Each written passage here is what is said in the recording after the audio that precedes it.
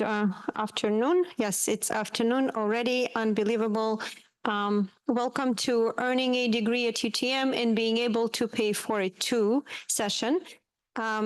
It's a 45-minute session where I also would love you to have time for questions. So it's going to be a lot of information. And before I start, I would like to introduce myself. My partner today. And so my name is Svetlana, and I represent the Student Success Cluster of Teams within the UTM-OR, which is an abbreviation for University of Toronto Mississauga Office of the Registrar. And I have Cici here, who can just wave her hand.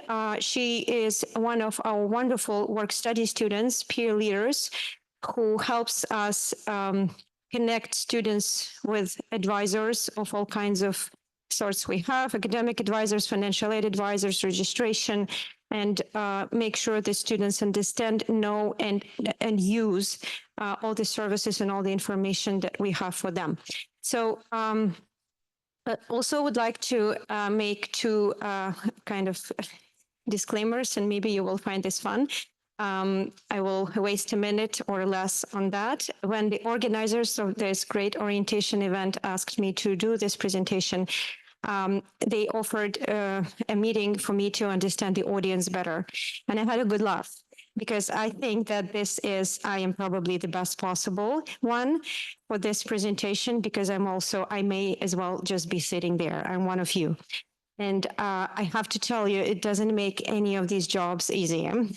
But I do take this opportunity to have both hats to really try and inform this presentation. I think I can say I hear your pains, I know your questions, and I know your feelings, at least some of you. And please, ask any kinds of questions. I will try my best with this approach to provide you with the most important information you need to know about our degree. I also have to mention that the second part of the degree, the financing part, I'm not a specialist on. I'm representing my colleagues from the financial aid. Here, I will give you some information, but if you have some in-depth questions, I will just make sure that I send you to where your students can get more answers about that. So without further delay, welcome to U of T family. I have to start with an official statement and explain what it actually means. So here in Canada, some of you I know are not necessarily familiar. Some of you are very well familiar with this policy. We are guided by in Ontario specifically by Ontario's Freedom of Information and Privacy Protection Act, known as FIPA, which makes sure that universities helps us make sure that we are protecting every student's information, including their academic and financial details. So what it means in practice that for all the students over the age of 18, which is the majority of our students for the majority of time they're with us, we cannot disclose any personal information on their record without their presence and their consent, which means you cannot attend appointments for them or submit questions through our systems for them. The good news is that, first of all, we can and we are sharing general information with you, and we really, really appreciate you being involved and trying to understand how this system works. And you also can be parts of, appointments for students, but they need to consent and click a special box, and then you can come over and be a guest. So what you can do with that information in mind to stay informed, you are very welcome to take pictures, to take photos of this presentation. We are trying to use, rather than QR codes, we're using short URLs, so you can just quickly type them if you would like to look up these resources. Googling it also works. So the two resources I would like to highlight here are the Office of the Registrar webpage, which is the official page where you want to start with if you have any questions about policies, deadlines, the structure of our degree. It has a kind of right-hand navigation menu that I personally find not the most intuitive, but if you click on those, tabs, it drops down a lot of information, and this is where you would be finding information about program selection, course selection, exams, petitions, and all that. So don't be lost. If you look at it and it looks like not much, just click on those words on the right, and there is a lot of information.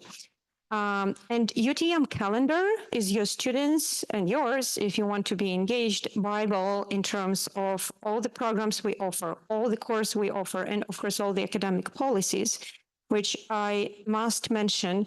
The university is very unforgiving about policies, deadlines, and missing or not understanding thereof.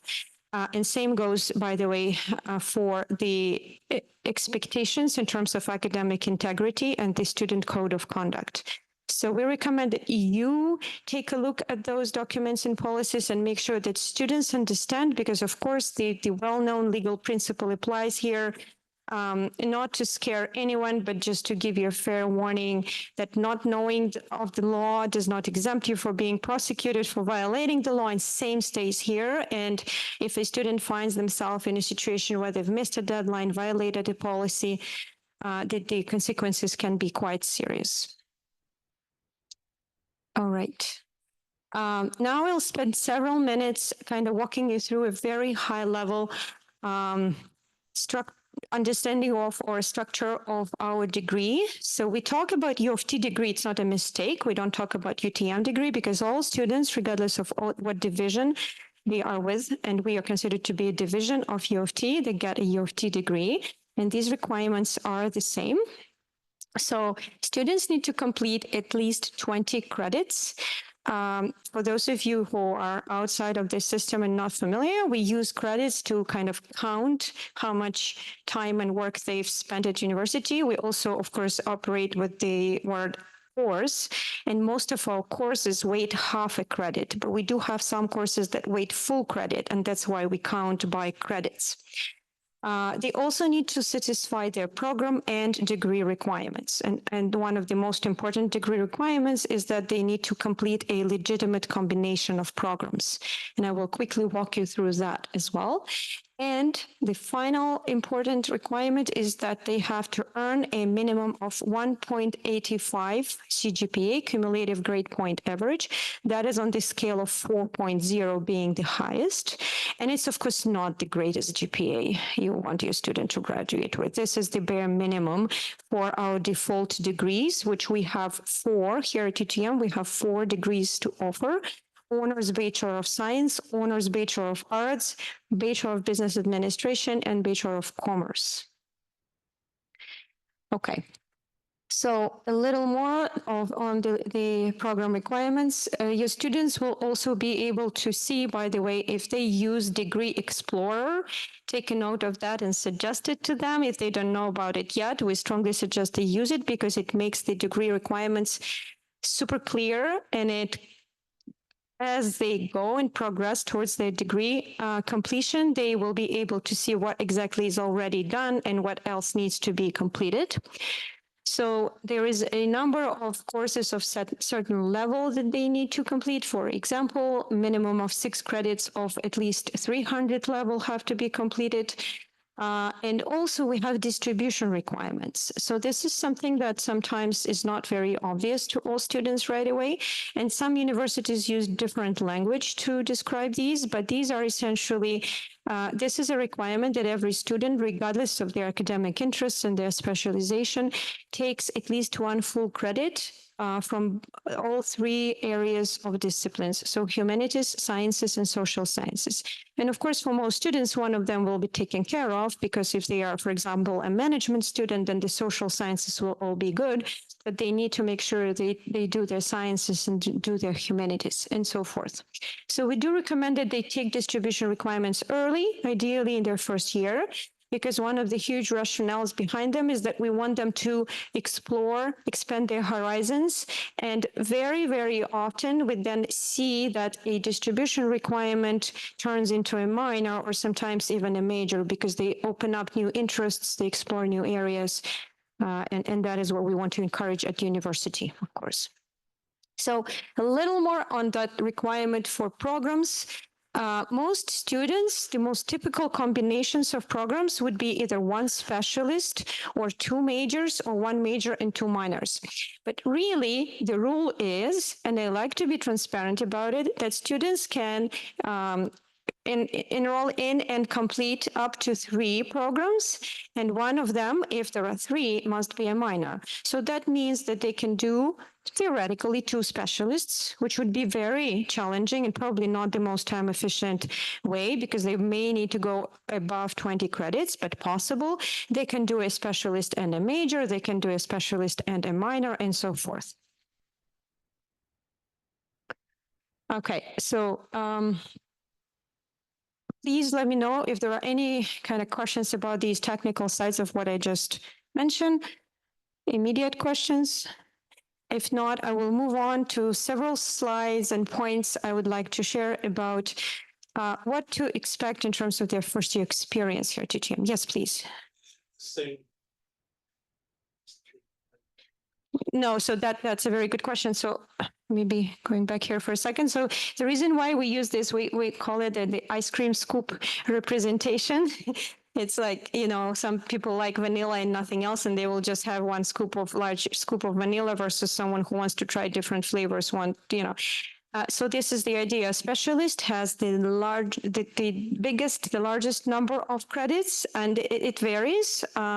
So a typical minor, for example, will only be 4, sometimes 5 or 6. And, you know, it just is more for each of them. But for out of the 20 credits, some credits are electives, and some of them are distribution requirements. So not all credits are usually taken up by the program combinations. Okay, so moving on to this. Oh, please. Yeah, just question. So first question is, so are we able to essentially, if we complete the equivalent courses of UTSG or UTSC courses, can we also enroll in their posts as well and complete perhaps specialists from UTM, specialists from downtown? Yes, no. The answer is no. UTM students must enroll in UTM programs. St. George students must enroll in St. George programs. And even to be more specific, St. George is a cluster of divisions. They have separate divisions. For example, our equivalent at St. George would be arts and science. So you would be enrolling in arts and science programs. What you can do as a UTM student, you can take courses at different campuses, and there is really no limit on how many. But if your courses are required for your programs here at UTM, you need to check with the departments to make sure that they will be okay using courses from other campuses, from other divisions for your programs here. I see. So like even though like, for example, if I take I think H1 is downtown, H5 is UTM or something, or if I take the H5 equivalent course of the H1 course, I can't apply to the SG post. You cannot apply to St. George post, no. I see. No. In the case if I don't make post after my first year, how does that work? That is, there are options there. It depends on why you didn't get into a program. The student here is really on top of things and using already, UTM abbreviations. POST stands for Program of Study, and to make POST means to be accepted into your program of study. So if students are not accepted into their programs of study, which is expected, usually happens at the end of their first academic year, first academic session, and they must complete 4 credits to become eligible to be accepted into their legitimate combination of programs of study. But if that doesn't happen for various reasons, most often because they haven't completed successfully, haven't met the program requirements. But if they have completed 4 credits, to answer your questions, then the system will not allow you to enroll in any further courses until you nominally enroll yourself into a legitimate combination of programs. So one of the 3 options we just showed above. So they need to do what we call here, it's a kind of way around it. We call it a placeholder program. Usually we have some programs that are called type 1s, and I don't want to go into details, and students hopefully are attending other sessions where we go into a lot more details on that, but they can add one of those easy programs that will be just sitting there until they become eligible for the actual program. And that can be changed at any time, pretty much, on Acorn, which is your course management system, your management system. Okay, so let's move on. Student experience. So your students, or you, so students here, will be going through a lot of adjustment and a lot of discovery, hopefully, during the first weeks, months, and year here at university, at UTM. They'll need to adjust to the mostly in-person, but sometimes hybrid study, following their own personalized and sometimes kind of inconvenient schedules, because students are responsible for creating their own timetables, and sometimes they don't look pretty. Sometimes they're not able to create something that's, condensed in 3 days and only in the first part of the day or whatever. So there is a lot of responsibility, and they will be adjusting to making sure that they stay on top of their responsibilities. They also hopefully will be exploring, not only academically, as I said, for example, by taking distribution requirements, trying something new, but also socially and in terms of engagement. We have an amazing variety of engagement opportunities, as in volunteering, or for first-year students, most often enrolling in co-curricular programs that are designed to kind of as an extended orientation and support vehicle for them, such as Launch. We have a wonderful program that they can actually enroll on Acorn, but it's not a course. It's a program run by wonderful peer leaders like Sissy, who would just help them throughout their first year to get adjusted to this absolutely, for some of them, new way of studying and living. Okay, so how you can help them, and some students will just love it, and others may have a little more difficult time adjusting. So sometimes, hopefully, family supporters and friends and siblings, I see some, I think, siblings here as well, can help by, first of all, by knowing what's going on and supporting them by being kind and forgiving, and then maybe reminding them about all of these resources that exist. You don't need to know all of these resources, but if you can just remind your students that the resources are there and they should just go and find them, that would be huge help. So, for example, here, in finding that fine line, I find this is a little bit of a personal note, that connection of the two roles I have, finding that line between constantly telling them what to do and trying to protect them from mistakes. I am so guilty of that, and I am struggling with that. And I think a lot of you may as well, because, when you keep telling them, don't make this stupid mistake, don't make that stupid mistake, and then they make that mistake. And then I realize, okay, it's my mistake to be telling them that, because they need to go through that, because otherwise the learning will not happen. So finding that line between being supportive, but not being that proverbial helicopter parent or whatever we use for that, is extremely challenging, but it's very important. So the two resources that we would like you to know about, and maybe softly, gently make sure that they also know about it, is the Ask Registrar, because this is the system that we use. It's an online ticket system for students where they can request help with the registration questions, financial aid questions, and financial questions in general, and academic advising. This is where they request appointment, where they ask a question and then get the answers. A word of warning, unfortunately, we do not have as many wonderful professionals within the Office of the Registrar as we would like to, and there are waiting times. So if they submit a ticket, unlike with emails, where following up is very recommended, we are asking that they don't submit additional tickets and adjust patient, and the rest assured that they will get the answer. And dates. I cannot stress enough. I think I already mentioned dates and deadlines are extremely important at university. So please remind them to find and frequently consult this date. I was just running a session for students here, and I told them, and I'm going to tell you the same.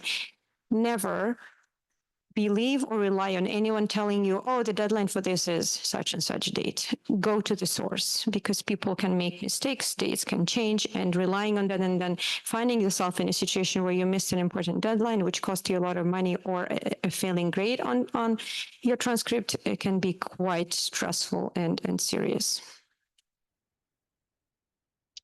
Okay.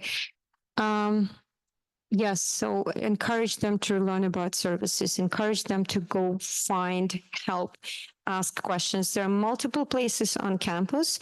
The thing is that this is an amazing institution, but it is huge, bureaucratic, as all institutions, and it's not very easy to navigate. So students need to learn self-advocacy, and some of them are great in it, but others are very shy. But if we don't know that they have questions, if we don't know that they struggle, we cannot help. So what else in addition to what I already mentioned?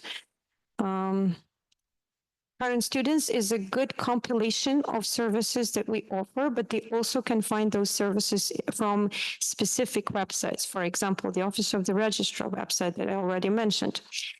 Program guide, the same. Yeah, so take a note and photo of this. I also will mention that we now have a very new resource I'm so proud of. It's called Student Services Hub. And it's located in the Davis building. So if you know where Tim Hortons is, this is where the Student Services Hub is, and this is where the tours start. So if you are planning on, or maybe already were on a tour, this is where you probably saw the Student Services Hub. So for those who, I mean, they will be here in person because we operate in person. Just tell them, go to the Student Services Hub and ask, and they will direct them into the right place.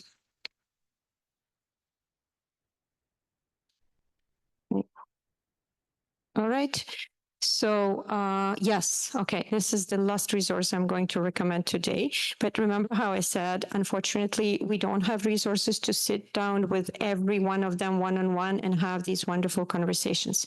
But what we do is we have a lot of sessions and group advising opportunities, drop-in and by registration, running all year round, where we tell them proactively about what they need to know. For example, about selecting their programs, about enrolling in programs, answering all of those great questions about what if I don't get in, how many can I add, and all that. And even much more complex questions such as, okay, I don't really know what is my program combination? A lot of them are struggling, exploring, having big questions in their mind. We have programming for that. And unfortunately, we struggle bringing enough students into those programs. And instead, we have huge lines of them waiting for a one-on-one appointment.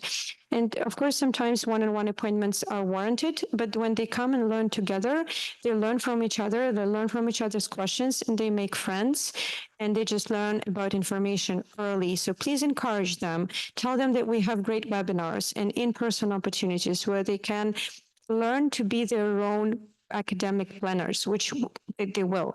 A lot of students, oh my God, this is a running joke among academic advisors. When students come and tell, I need, can you please choose my courses for me? What courses should I enroll in? We will never tell them that because it's their job to figure out what courses they need to enroll in. We will tell them about the tools. And by the way, on the same webpage, they will find a link to a resource we call Ask a Student Resource Navigation. So again, Sissy and her wonderful peer colleagues will be running it all year round, in person and online, where they will be telling new students, first-year students, and helping them learn how to use Timetable Builder that Veronica shared earlier, Academic Calendar, Acorn, Degree Explorer, and all of this. They can be frustrating. They can be, some of them are not greatest. They're not very intuitive, but it takes a little time and they can figure it out together with other students. All right. Now, I hope everything goes great for your students, but I also know that not everything will go as planned. And some of them will perceive this as failures, and others will be maybe a little more flexible and understanding. But we all know as adults that things change, and that is okay. And sometimes things, go a little sour, and even failures happen. Like Sometimes they fail courses. Sometimes they forget about an important deadline, and they have to face consequences. So when things don't happen the way they wanted, so for example, they don't get into the programs right away, and they need to take summer schools, and they need to consider alternative programs. Again, we have help with that. Those are good cases for academic advising, sitting down with an academic advisor. But what is important again here is that failures are probably more important than successes for learning and growth. We all know this, no matter how painful they are. So please be forgiving. Please be open. We unfortunately, from time to time, see situations where students come to us and tell that they have too much pressure at home, that they are afraid to tell their parents that something didn't go well at school. So we really then it's difficult for us. There are resources at university, but family, friends, and support networks is so important. So I'm just inviting you to consider that first of all, we all know that the road to success is never straight, and also that university experience is, of course, primarily academic, but academic grades are everything is important in perspective, and academic grades are not what will define students as individuals, as human beings, not only them. They will do great in classroom, hopefully with all the supports and help, but please also encourage them to consider that learning happens outside, that they have to make the most of their years. And I don't mean necessarily partying, which is also part of the package. We all know that. But I mean, we have amazing opportunities for social connections, for exploring, for working on campus, for volunteering, amazing international opportunities you just learned about if you attended the previous session. All right. So before second year starts, hopefully they will either be enrolled in their programs of study or kind of have a much better understanding of the direction they're going there. And maybe some of them will be taking summer school to catch up or do something that they, didn't have an opportunity to enroll in.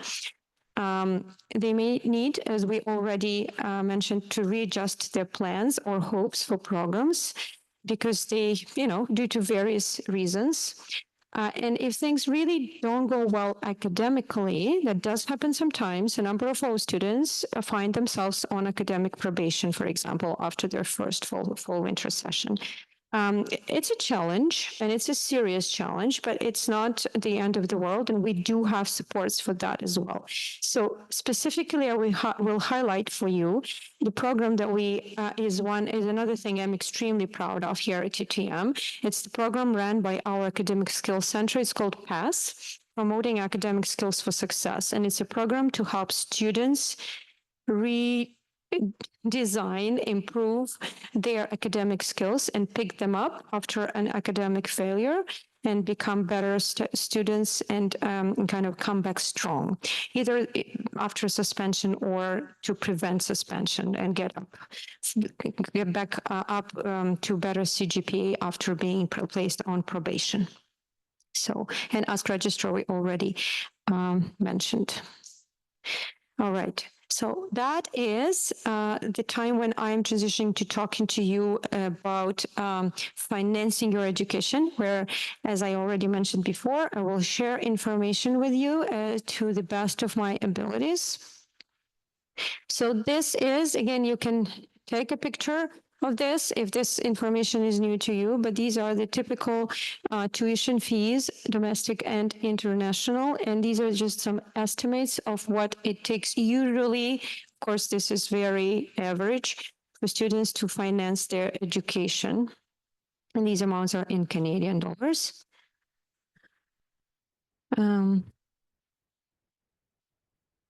So we have a number of fees that are mandatory. You probably all have seen the invoices and paid them, and you know, if that's the case, that U of T invoices are fun to deal with.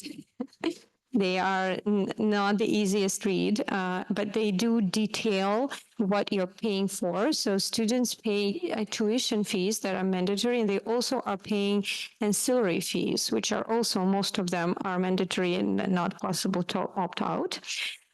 Which means that the good news is that students have, as we already discussed, access to amazing services. There may be some fees that are not included in that invoice, and there may be some small additional lab or other fees associated with mostly science courses, which students will be notified about them. But most of the fees are summarized in the invoices. And if your student or you need help interpreting the invoice, please submit an Ask Register ticket and talk to a financial aid advisor, because I do know that they may be a little challenging. So we have a number of opportunities for domestic students that can help them fund their education. We're starting with UTAPS and UTM grant. So these two opportunities are kind of in addition to the major financial support system, I guess, that Ontario offers, OSAP, which I will talk about a little later. But if students find that OSAP does not cover all of their needs, they may also apply for UTM grant and UTAPS. I think first they apply for UTAPS, and it's a grant-based on unmet need after OSAP. So it means it doesn't need to be repaid. It's a grant. Students may receive this funding each year if they continue qualifying, and they have to apply. It's not automatic. UTM grant, if even UTAPS is not enough, they also can apply for this grant. It's a separate application. And again, the applications will open soon. Students will be notified about it. They also are encouraged to keep an eye on the UTMOR register website under financial. Yes. This is for domestic students, right? Yeah. Okay, so a little more information on UTAPS. It stands for University of Toronto Advanced Planning for Students Program. It's U of T based, it's needs based. So the student would need to, within the application form, to provide a lot of details about their income and their family income, and they will be assessed based on that. Okay, so OSAP stands for Ontario Students Assistance Program. So most of our domestic students, if they are on governmental funding, will be on OSAP. It provides financial assistance in the form of loans and grants, and it's usually a combination of loans and grants, and it is being calculated, the percentage is being calculated again based on the information provided. If you're a student or you applied for OSAP, you know that it's a very intricate, long application, and a lot of information needs to be provided for them to make their assessment as detailed as possible. And OSAP students can apply for OSAP if they are full-time or part-time, but the process and the applications are different. And what is important, very important, if a student was assessed and received or is receiving OSAP based on full-time status, and they consider dropping down to part-time status, they need to talk to a financial aid advisor, because it may and will probably have impact on their OSAP funding. They need to make those changes, and they need to understand the deadlines and the processes. Okay, the most important message here is that they need to apply early in order to receive their funding and be able to pay for all their invoices on time. And the eligibility includes being a citizen, permanent resident, or a protected person, being an Ontario resident, and attend an OSAP-approved school, which U of T, of course, is. Yes. I know that it varies and sometimes opens even in early June. It's definitely open. So by that time, we expect that most students have applied or are in the process of application. Usually opens around June, July of every year. No, so the grants, UTAPS and UTM grant, as I mentioned, the applications are either opening soon, or for UTAPS, it may be already marked, do you know? Yeah, it's open already. For UTM grant, it will open soon. Yeah, so right now it's the time when like OSAP assessments are being done, students are being notified, understanding what they're getting from OSAP, and now they can apply for these additional grants. I know that also the question of Ontario residents may be a bit in a gray area. So if they're not sure, again, ask them to submit a ticket and have an appointment, or just ask a financial aid advisor. That team is fortunately by far not as busy as our academic advising team. So the answer should be expected fairly soon if they have questions about that.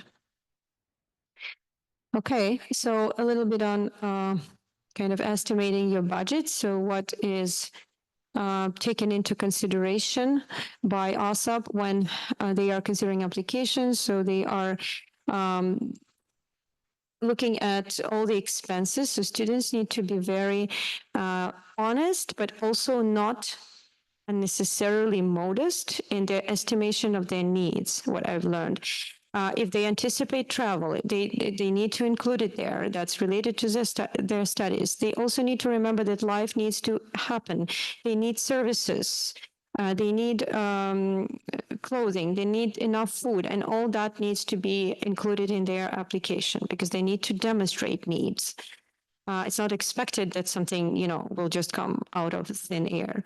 And then on the other hand, they are considering student contribution if students are working, for example, or have any RSPs or any savings, student, parental, or even spousal income if students are married, and any assets if students or their families have any. Okay, so the process of OSAP application, what happens when they apply, they submit online, and again, as early as possible is better. They verify the information with the university and other, institutions and entities as needed. The university confirms enrollment to OSAP directly, and then funding is issued in 2 installments. And in terms of paying the invoices, students who are applying for OSAP can choose to and should be deferring their fees. So they're not subject to the same deadlines as students who are paying out of pocket. Okay, so in order to to repay OSAP loan, it may feel like that's in distant future at this point, but there are some points that are important to mention. So unlike many students think, they may need to start repaying OSAP. It's not necessarily tied to graduation. I mean, in most cases, they will start repaying at certain amount of time after the graduation. But sometimes students choose to take time off. They decide to change institutions and postpone their studies for various reasons. And so it's time when they stop attending school full time, and not necessarily when they graduate, which is determining when the date of their repayment will be and how it will be determined. So in the first 6 months after they stop attending full time, no payment are required. But then after 6 months, payments should start.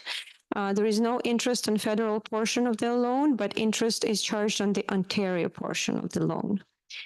And there are also repayment assistance programs. So again, if anyone finds it difficult to initiate their repayment, to repay their loan, there is an opportunity to apply for further help.